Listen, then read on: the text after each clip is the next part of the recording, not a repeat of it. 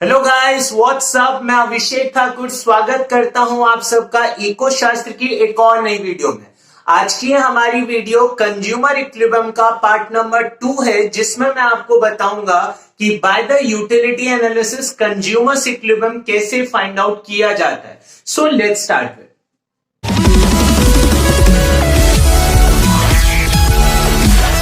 तो इस वीडियो में मैं आपको बताने वाला हूं कि यूटिलिटी एनालिसिस के थ्रू हम कंज्यूमर इक्विलिब्रियम कैसे फाइंड आउट करेंगे। अगर आपने हमारे पार्ट नंबर 1 की 2 वीडियोस को मिस कर दिया है तो टेंशन लेने की कोई जरूरत नहीं है। डिस्क्रिप्शन बॉक्स में मैंने उसका लिंक दिया हुआ है, आप वहां से पहले उन वीडियोस को देख सकते हैं। तो आज की वीडियो में मैं आपको डिटेल फॉर्म में समझाऊंगा कि बाय द यूटिलिटी एनालिसिस हम कंज्यूमर इक्विलिब्रियम कैसे फाइंड आउट कर सकते हैं। और जब आप यूटिलिटी एनालिसिस से कंज्यूमर इक्विलिब्रियम निकालना चाहते हैं तो दो अलग तरीकों से निकाला जाता है। The first one is the single commodity model, जहां पर हम वन कमोडिटी के बेसिस पर निकालते हैं कि कंज्यूमर इक्विलिब्रियम कहां पर मिल पाएगा। इन द सेम ऑर्डर हम टू कमोडिटीज मॉडल की बात करेंगे कि consumer equilibrium two commodity model case में कहां मिल पाएगा। तो मैं आज की वीडियो में आपको समझाने वाला हूं कि सिंगल कमोडिटी मॉडल से कंज्यूमर इक्विलिब्रियम कैसे मिलता है। चलिए तो स्टार्ट करते हैं। मैंने हेडिंग लिखा हुआ है in case of the one commodity model, जब कंज्यूमर सिर्फ एक ही कमोडिटी को यूज करेगा। और ये कंज्यूमर इक्विलिब्रियम को समझाने का सबसे इजी तरीका है, जहां पर हम ये कंसीडर कर लेते हैं कि कंज्यूमर एक सिंगल कमोडिटी को कंज्यूम कर रहा है। और इस मेथड के थ्रू जब आप कंज्यूमर इक्विलिब्रियम निकालेंगे तो कैसे निकलेगा, मैंने यहां पर मेंशन किया। In this model a consumer is said to be in equilibrium when the marginal utility in rupees is equal to the price paid for the commodity. So remember रखिएगा, consumer equilibrium वहां पर होगा जहां पर उसकी marginal utility in terms of rupees किसके equal होगी, जो प्राइस वो पे कर रहा है। And that is called the consumer equilibrium. समझ नहीं आया, कोई टेंशन नहीं है, मैं आपको आगे डिटेल में समझाता हूं।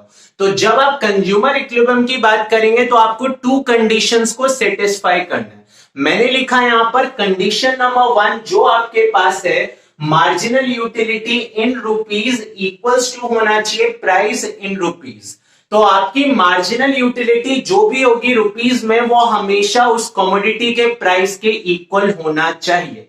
आपके मन में जो पहला सवाल आता है वो ये कि मार्जिनल यूटिलिटी तो हमने यूटिल्स में पढ़ा हुआ है, यहां पर आपने लिखा marginal utility in terms of rupees, तो हम इसे रुपीज में कैसे कन्वर्ट करेंगे।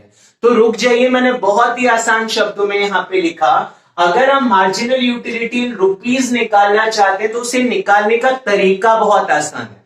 मैंने यहां पर फॉर्मूला लिखा मार्जिनल यूटिलिटी इन यूटिल्स, और उसे डिवाइड कर दीजिए मार्जिनल यूटिलिटी ऑफ मनी से, जिसे हम यूटिल्स में निकालेंगे। मेरी बातों को गौर से सुनिए गाइस। सबसे पहले अगर हम मार्जिनल यूटिलिटी निकालना चाहते हैं रुपीज, तो कैसे निकाला जाएगा। मार्जिनल यूटिलिटी सबसे पहले यूटिल्स में लीजिए और उसे डिवाइड कर दीजिए मार्जिनल यूटिलिटी ऑफ मनी से, और मार्जिनल यूटिलिटी ऑफ मनी भी किस में निकलेगा, यूटिल्स में।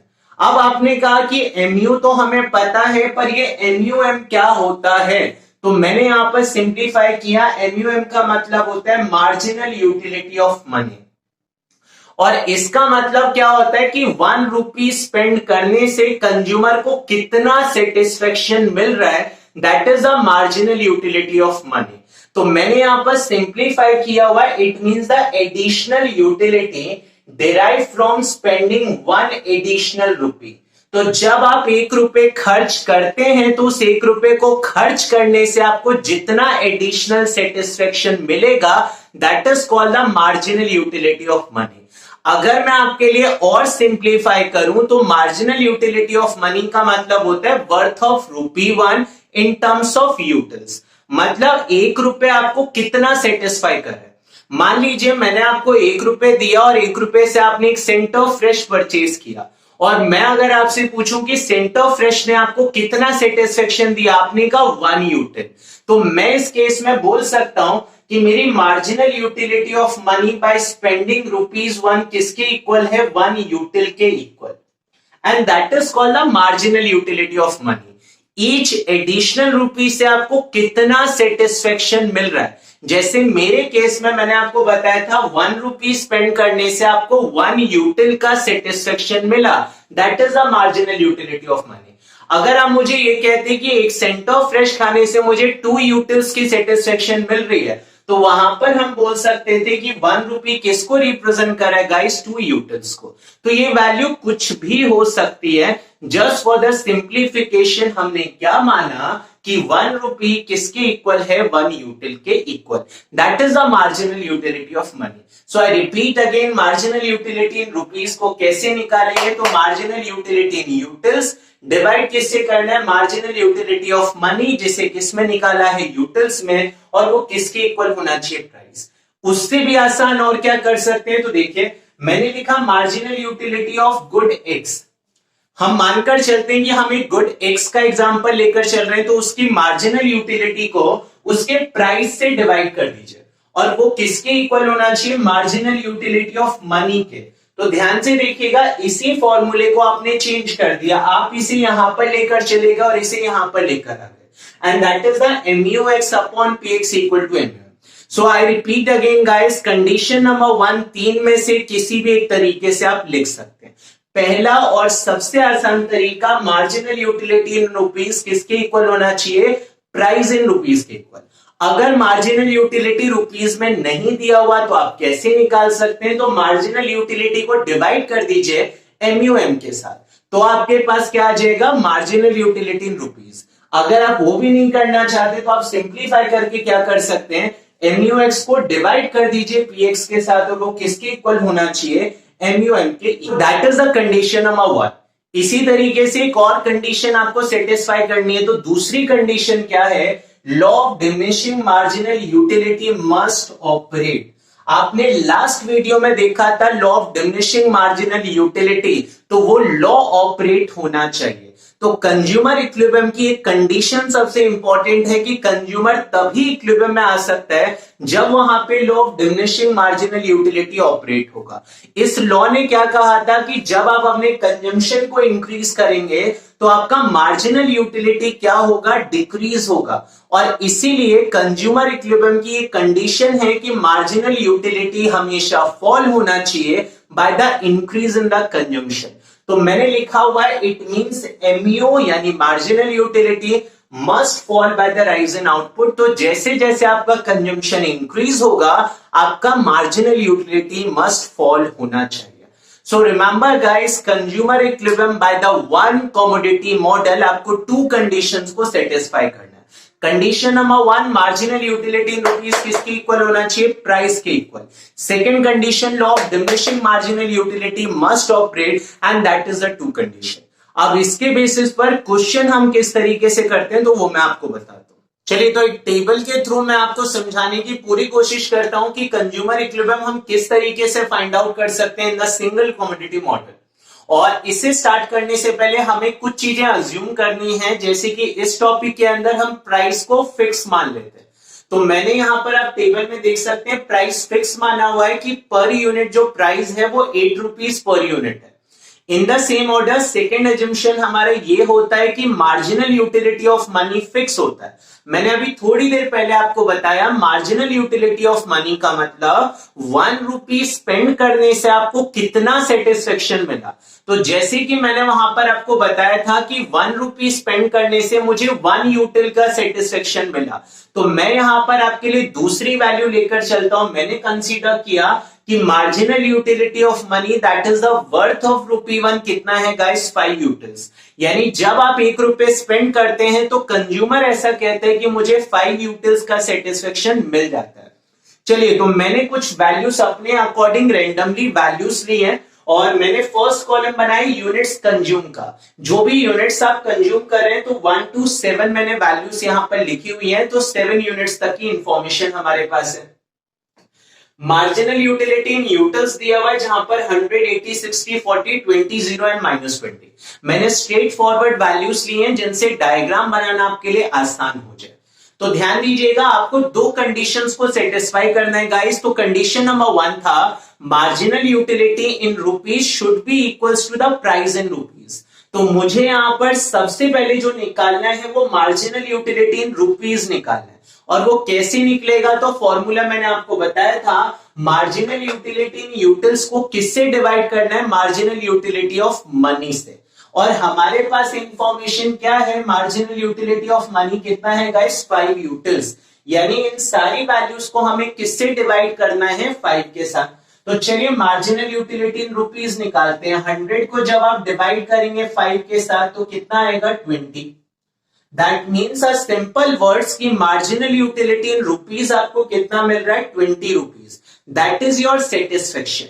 इन द सेम ऑर्डर आपने 80 को डिवाइड किया 5 के साथ तो आपके पास आएगा 16। तो यहां पर आप देख सकते हैं हमने marginal utility in rupees find out कर लिया। अब आपको कंडीशन 1 याद रखना है कि marginal utility in rupees should be equals to the price guys. तो यहां पर देखिए इन दोनों को कंपैरिजन करना है, क्या कहीं पर इन दोनों की वैल्यू सेम आ रही है, तो आप चेक कर सकते हैं यहां पर इन दोनों की वैल्यू सेम आ रही है। दैट मीन्स कि मार्जिनल यूटिलिटी जो रुपीज में हमें मिल रहा है वो एग्जैक्टली हमारे प्राइस के इक्वल है। और यही आपका कंज्यूमर इक्विलिब्रियम है। तो कंडीशन नंबर 1 को याद कीजिए और यहां पर आप सेटिस्फाइड हो जाइए। तो अगर आप देखेंगे जब कंज्यूमर ने 4 यूनिट्स का कंजम्पशन किया तो उस टाइम में ये सिचुएशन क्रिएट हो गई कि उसका मार्जिनल यूटिलिटी किसके इक्वल है गाइस, प्राइस के इक्वल। तो मैंने लिखा मार्जिनल यूटिलिटी इन रुपीज किसके इक्वल हो गया, प्राइस। तो that situation is called the consumer equilibrium. तो इस लेवल पर आपको क्या मिल गया, कंज्यूमर इक्विलिब्रियम अचीव हो गया। सेकंड कंडीशन क्या था, law of diminishing marginal utility must operate. आपको ये भी चेक करना है कि क्या आपका law of diminishing marginal utility attain हो रहा है या नहीं हो रहा। तो आप देख सकते हैं इस पूरे टेबल में फिगर बहुत सिंपल सी है, मार्जिनल यूटिलिटी हर बार फॉल हो रहा है। दैट्स व्हाई हम बोल सकते हैं कि कंज्यूमर इक्विलिब्रियम कहां पर अटेन होगा, 4th लेवल ऑफ आउटपुट के ऊपर, जहां पर कंज्यूमर का मार्जिनल यूटिलिटी किसके इक्वल है, प्राइस के इक्वल। ये तो हुआ मेरा समझाना, पर आपके मन में एक बहुत बड़ा डाउट क्रिएट हो गया, ऐसा क्या है कि मुझे 4th यूनिट पर ही कंज्यूमर इक्विलिब्रियम अटेन होगा, ये क्यों मुझे 1st, 2nd या 3rd यूनिट पर नहीं हो सकता, या 5th, 6th और 7th यूनिट पर नहीं हो सकता। तो इसका सोल्यूशन क्या है, तो आप देखिए अगर आप फर्स्ट 3 लेवल को ध्यान से चेक करेंगे तो आप देख सकते हैं गाइस यहां पर जो आपकी मार्जिनल यूटिलिटी इन रुपीज है that is more than your price. आप देख सकते हैं इन ऑल 3 सिचुएशन। तो क्या मैं लिख सकता हूं, in all 3 situation marginal utility is more than the price. अब इसका मतलब क्या होता है, रटना नहीं है, रियल लाइफ एग्जांपल है, आप खुद समझने की कोशिश कीजिए। मैं जितना पे कर रहा हूं मुझे उससे ज्यादा सेटिस्फेक्शन मिल रहा है। What is the meaning of the marginal utility, satisfaction. So the marginal utility आपका ज्यादा है जितना प्राइस आप पे कर रहे हो। मैं 8 रुपए पे कर रहा हूं और मुझे सेटिस्फेक्शन 20 रुपए का मिल रहा है। तो आप सोचिए आपके लिए कंजम्पशन करना फायदेमंद है, नुकसान है, ऑब्वियसली फायदेमंद है। इन द सेम सिचुएशन, तो जब भी फायदेमंद है तो मैं कंजम्पशन को क्या करूंगा, इंक्रीज करूंगा। मैंने फर्स्ट यूनिट के बाद अपने कंजम्पशन को इंक्रीज करके सेकेंड यूनिट पर लेकर आया, पर आप जानते हैं जब मैं कंजम्पशन को इंक्रीज करता हूं तो सेटिस्फेक्शन क्या होने लगता है गाइस, कीप्स ऑन डिक्रीजिंग। लेकिन इस बार भी आप चेक करेंगे जितना आप पे कर रहे हैं आपको उससे ज्यादा सेटिस्फेक्शन मिल रहा है, यानी कि फिर से आपका फायदा हो रहा है। जब फायदा हो रहा है तो आप अपने कंजम्पशन को और इंक्रीज करोगे। आपने कंजम्पशन को इंक्रीज किया, सेटिस्फेक्शन क्या होने लग गया, फॉल होने लग गया। और फिर से आप देखेंगे तो मैंने 8 रुपए स्पेंड किया लेकिन सेटिस्फेक्शन कितने रुपए का मिल रहा है, 12 रुपए का। दैट्स व्हाई मैं बोलूंगा अभी भी आपको फायदा हो रहा है, और जब तक फायदा होगा तो आपका बनिया दिमाग आपसे क्या कहता है, कंजम्पशन को इंक्रीज कीजिए। मैंने कंजम्पशन को और इंक्रीज किया, जब मैंने इंक्रीज किया तो मेरा सेटिस्फेक्शन डिक्रीज हो गया। इस बार अगर आप देखेंगे तो आपने कितना स्पेंड किया, 8 रुपए, कितने का सेटिस्फेक्शन मिला, 8 रुपए। क्या इस बार कोई फायदा हुआ, नहीं, क्योंकि जितना आपने पे किया उतना ही सेटिस्फेक्शन मिला। तो क्या और कंजम्पशन को इंक्रीज करोगे, द आंसर इज नो। सो ध्यान दीजिएगा, मैं फिर से रिपीट करता हूं, in all 3 situation marginal utility is greater than price. इसका मतलब कंज्यूमर के लिए ये जो सिचुएशन है वो प्रॉफिटेबल सिचुएशन है जिसे हम सरप्लस बोलते हैं। तो मैंने लिखा ये जो सिचुएशन आपके लिए लेकर आ रहा है that is a consumer surplus.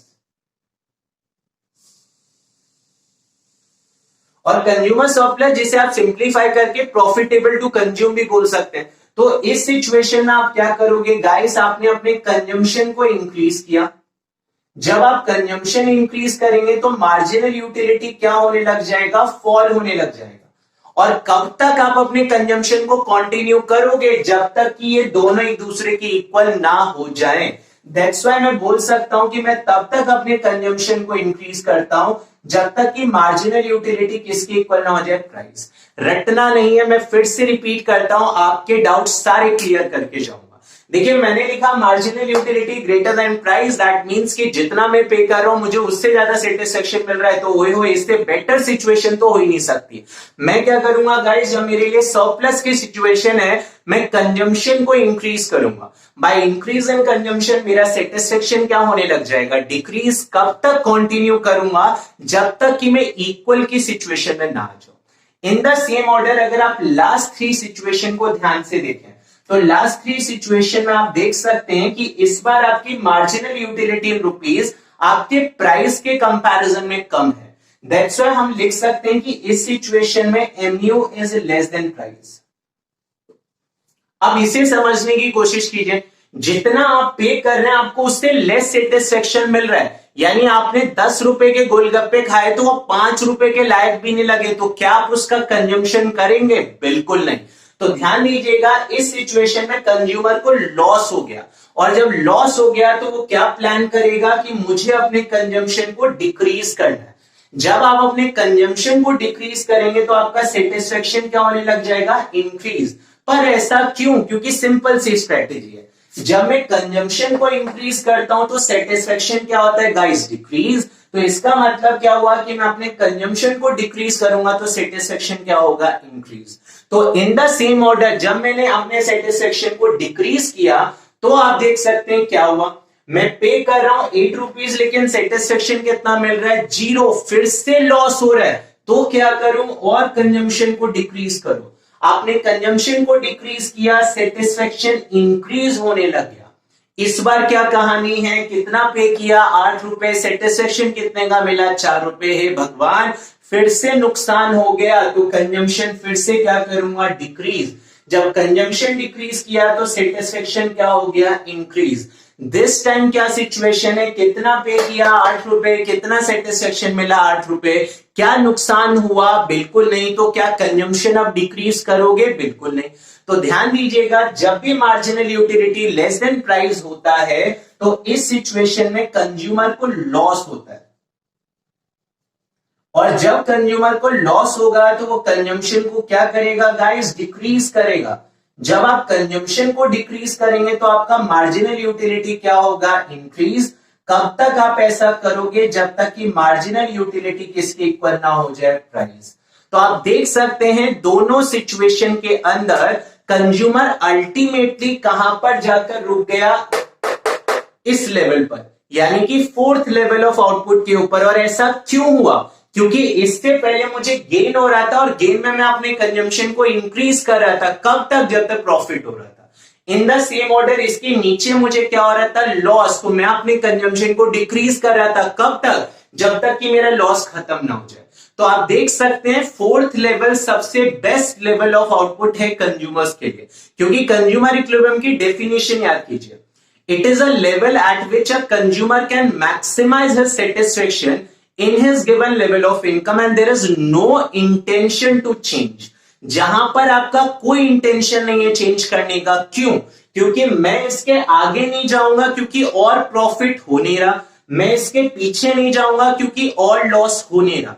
तो दिस इज अ सिचुएशन जिसने आपको न्यूट्रल बना दिया, ना मैं आगे जाना चाहता हूं ना मैं पीछे आना चाहता हूं। तो that is a situation that is called the consumers equilibrium. यहां पर मैंने आपको टेबल की फॉर्म में बताया, अब मैं आपको डायग्राम की फॉर्म में समझाता हूं। चलिए, तो अब जो टेबल हमने बनाया था उसके बेसिस पर मैं उसका डायग्रामेटिकल प्रेजेंटेशन करने के लिए जा रहा हूं। तो मैंने यहां पर y एक्सिस पर लिखा marginal utility in rupees and price, और x एक्सिस पर हमने लिखा यूनिट्स कंज्यूम। आप जानते हैं, बेशक आप बैकअप करके टेबल देख सकते हैं, हमारे पास यूनिट था 1 to 7 और मार्जिनल यूटिलिटी ऑन रुपीज की मैक्सिमम वैल्यू थी 20, तो मैंने 4 का स्केल लिया। मैंने यहाँ पर वैल्यूज पुट किया है मार्जिनल यूटिलिटी इन रुपीज का, और आप देख सकते हैं फर्स्ट पे 20, then 16, 12, 8, 4, 0 and -4 in the same order. Price हमारा फिक्स था, तो प्राइस का जो लाइन है वो parallel to the x axis हो गया। Now focus on the first condition. What is the first condition? Marginal utility किसकी इक्वल होना चाहिए? प्राइस। आप देख सकते हैं इस पॉइंट पर दोनों की वैल्यू सेम है। इस पॉइंट को मैंने रिप्रेजेंट किया ई के साथ। ई का मतलब इक्विलिब्रियम होता है, तो ये सबसे इजी वर्ड यूज किया जाता है इकोनॉमिक्स के अंदर। तो मैंने लिखा कंज्यूमर इक्विलिब्रियम किस लेवल पर हो रहा है गाइस? फोर्थ लेवल पर, जहां पर आप देख सकते हैं मार्जिनल यूटिलिटी इन रुपीज किसके इक्वल है? प्राइस के इक्वल, यानी दोनों की वैल्यू यहां पर क्या है? सेम। दैट्स व्हाई हम यहां पर बोल सकते हैं कि कंज्यूमर इक्विलिब्रियम अटेन हो गया। पर आप जानते हैं इससे पहले क्यों नहीं हुआ? मैं एक बार फिर से रिपीट करता हूं, रट्टा मत मारिएगा। अगर आप फर्स्ट लेवल पर कंपैरिजन करेंगे तो आप देख सकते हैं गाइस फर्स्ट लेवल पर मार्जिनल यूटिलिटी इन रुपीज है 20, पर हमारा प्राइस है सिर्फ 8। यानी आप देख सकते हैं इस एंटायर ट्रायंगल के अंदर जो सिचुएशन है वो कौन सी है कि marginal utility greater than price है। जितना आप पे कर रहे हैं उससे ज्यादा सेटिस्फेक्शन आपको मिल रहा है, तो जितना ज्यादा मिल रहा है वो आपके लिए कौन सी सिचुएशन हो जाएगी? सरप्लस। तो this situation is called the surplus situation. और आप जानते हैं जब आपको सरप्लस होता है तो आप अपने कंजम्पशन को क्या करते हैं? इंक्रीज। जब आप कंजम्पशन को इंक्रीज करेंगे तो सेटिस्फेक्शन क्या होगा? डिक्रीज। आपने फिर से कंजम्पशन को इंक्रीज किया तो सेटिस्फेक्शन फिर से क्या होगा? डिक्रीज। मेरे फिंगर्स को ध्यान से देखिए।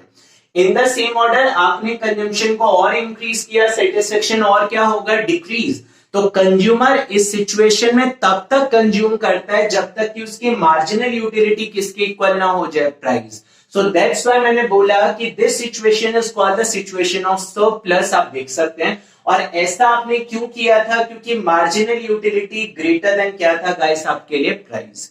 इन द सेम ऑर्डर अगर आप इस वाले साइड में देखोगे तो लेट्स सपोज अगर हम 7th लेवल पर चेक करें तो this is the 7th level जहां पर आपका प्राइस है 8 और आपकी मार्जिनल यूटिलिटी है -4। तो ये जो सिचुएशन आपके पास है, इस सिचुएशन में आपको क्या हो रहा है? लॉस। और जब लॉस हो रहा है तो आप अपने कंजम्पशन को क्या करेंगे? डिक्रीज करेंगे। जब आपने कंजम्पशन को डिक्रीज किया तो satisfaction keeps on increasing. In the same order आपने अपने कंजम्पशन को और डिक्रीज किया। कब तक आप ऐसा करेंगे? जब तक आपको इक्विलिब्रियम अटेन ना हो जाए। मैंने जो टेबल में अभी आपको एक्सप्लेन किया था उसी चीज को मैंने आपको डायग्राम की फॉर्म में भी दिखा दिया कि ध्यान दीजिएगा जहां पर इक्विलिब्रियम होता है उससे पहले आपका सरप्लस चल रहा था, उसके बाद लॉस होगा। तो याद रखिएगा आप इसलिए आगे नहीं जाना चाहते, there is no intention to change.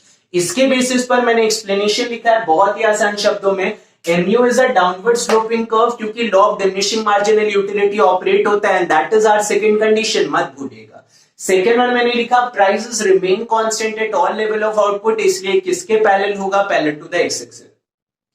मैंने लिखा इनिशियली क्या होता है? Marginal utility is greater than price. आप देख सकते हैं ये सिचुएशन थी आपके पास। तो इस सिचुएशन के अंदर हमने क्या किया? हमने अपने कंजम्पशन को इंक्रीज किया था। क्यों? आपसे कई बार एग्जामिनर ये क्वेश्चन भी पूछता है, what is the reaction by the consumer when the marginal utility is greater than price? तो आपको वर्ड्स की फॉर्म में लिखना है। मैंने सिचुएशन आपको शॉर्टकट्स में बताया था टेबल में, एक बार फिर से रिपीट कर। So when the marginal utility is greater than price it means consumer is getting more satisfaction than what he is paying.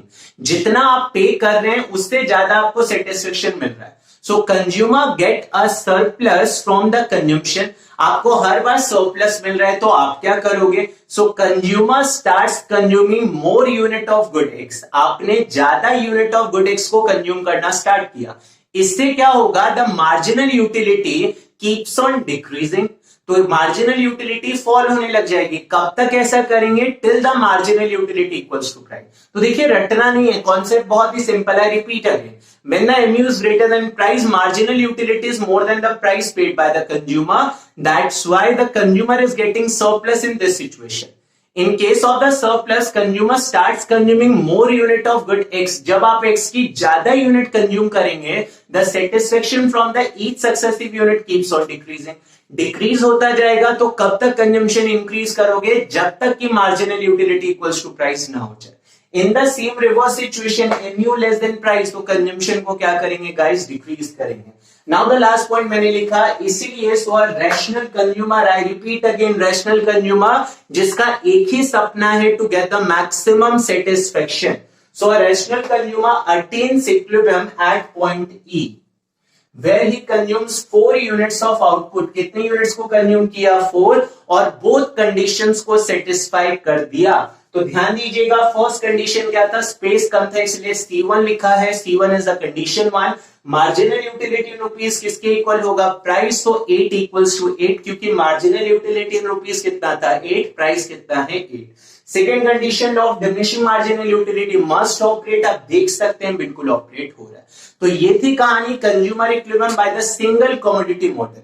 अगर आपका इसके बाद भी कोई डाउट रहता है गाइस, तो कमेंट बॉक्स में ज्यादा से ज्यादा डाउट पूछिए, क्योंकि आपके जो कमेंट्स हैं वो हमें एनकरेज करते हैं. इस वीडियो को लाइक कीजिए, ज्यादा से ज्यादा लोगों तक शेयर कीजिए, और अगर आपने अभी तक हमारे चैनल को सब्सक्राइब नहीं किया तो सब्सक्राइब जरूर कीजिए. बने रहिए हमारे साथ. धन्यवाद.